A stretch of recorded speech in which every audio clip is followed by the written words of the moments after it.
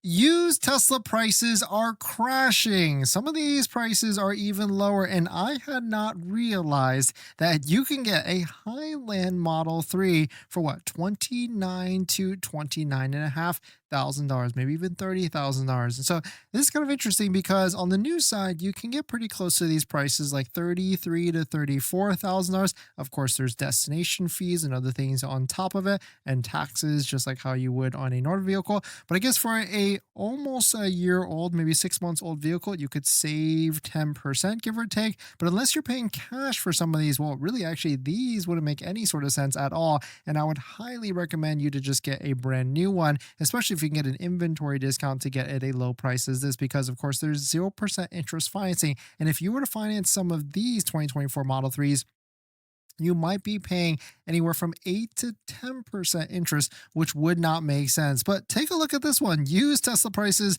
are plunging. Shout out to man for always posting these crazy low prices. I mean, 2021 Tesla Model Y long range all-wheel drive for 19,450. Yes, this is going to be 2 to 3 to 4 years old from a brand new legacy old and busted Model Y, but I mean at half price, essentially 19,450. This might be a nice gamble in trying to save a little bit of money if you're paying cash for one of these types of vehicles. But now I'm curious, like, how much is a Model Y, like a 2024, and does this make any sort of sense? I mean, at some of these prices, the lowest ones across the country at $30,000 to $31,000, I would say you're way better off just getting a brand new legacy 2024 one and paying just a couple $1,000s more, especially if you're going to be financing. Either way, it doesn't make any sort of sense. Really, it would only make sense if you're buying 2 to 3 years old, because that's where all the depreciation really hits the hardest with Tesla vehicles, or any vehicle, luxury vehicles or anything like that.